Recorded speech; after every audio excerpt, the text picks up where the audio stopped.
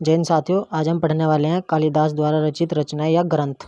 अब ग्रंथों के लिए, रचनाओं के लिए एक ट्रिक है कालिदास के लिए स्पेशल, जिसमें हम मलाइका रोड़ा का जिक्र करेंगे। देखो, मलाइका रोड़ा, मलाइका के मेघ राग से अभी वर्षा ऋतु संभव है।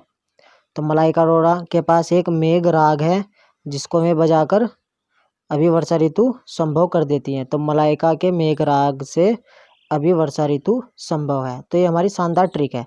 इसका एक्सप्लेनेशन करने से पहले हम थोड़ा कालिदास जी के बारे में बेसिक जानकारी देख लेते हैं, यानी कि उनके जन्म से संबंधित और उनके बारे में पूछे जाने वाले महत्वपूर्ण बिंदु।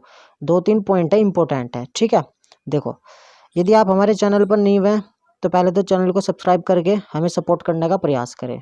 देखो, कालिदास जी के परिचय से संबंधित यदि जन्म का बात करें हम, तो कालीमठ नामक स्थान पर हुआ था। कालीमठ कहाँ है? ये उत्तराखंड में रुद्रप्रयाग जनपद में है, ठीक है।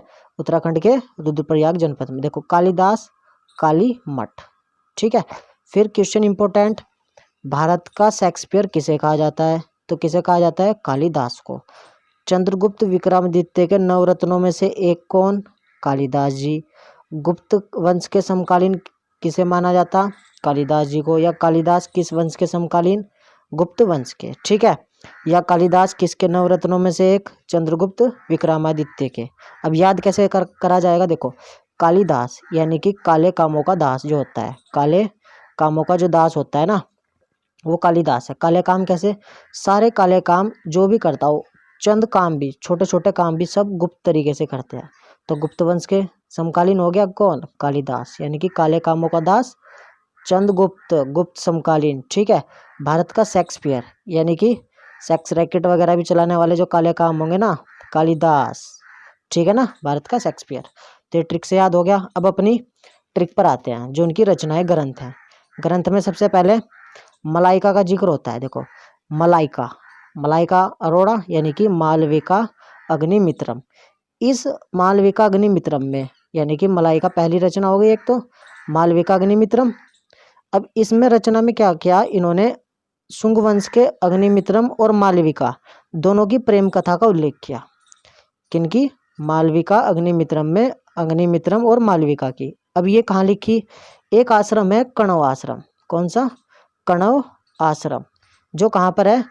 मालविका यानी कि मालनी नदी के तट पर, मालनी नदी के तट पर है, जो कोटद्वार में पड़ता है। अब कोटद्वार कहाँ है? कोटद्वार ये हमारा उत्तराखंड में है। तो उत्तराखंड के कोटद्वार में मालनी नदी के तट पर कणव आश्रम में इन्होंने मालविका अग्निमित्रम लिखा।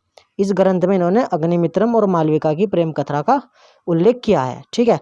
नेक्स्ट, मलाइका के आगे लिखा हुआ है यहाँ पर का, का मतलब कालिदास। तो इससे रचिता होगी सबके ट्रिक पता लग जाएगी ना, ट्रिक किसकी है? कालिदास के लिए।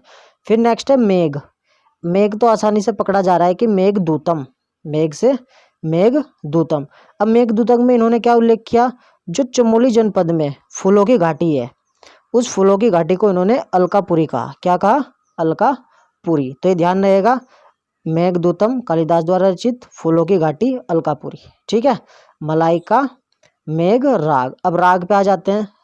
राग में क्या है भाई? देखो, राग से रघुवंशम। रघुवंशम में इन्होंने क्या किया? इक्ष्वाकु वंश के शासक रघु की विजयों का उल्लेख किया है, ठीक है। राग यानी कि रघुवंशम और रघु की विजयों का उल्लेख। फिर राग अभी वर्षा ऋतु संभव है, तो अभी से अभिज्ञान शाकुंतलम। अभिज्ञान शाकुंतलम में इन्होंने क्या किया? राजा दुष्यंत और शकुंतला की प्रेम कथा का उल्लेख किया है। किसमें? अभिज्ञान शाकुंतलम में। वर्षा, अब वर्षा एक ही शब्द जो इनके द्वारा रचित रचना है, ग्रंथ है, उसमें ही आता है। देखो, विक्रमो वर्ष्यम, वर्षा विक्रमो वर्ष्यम। तो ये पकड़ लिया जाएगा शब्द आसानी से।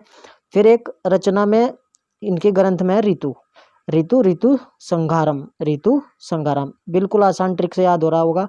संभव, कुमार संभव, ये भी कालिदास द्वारा रचित ग्रंथ है, कुमार संभव। इस कुमार संभव में इन्होंने शिव के पुत्र कार्तिकेय की कथा का उल्लेख किया है। तो यदि आपको ट्रिक समझ में आई हो तो प्लीज़ लाइक करें, शेयर करें और कमेंट करके हमें बताएं। तब तक के लिए जय हिंद, जय भारत।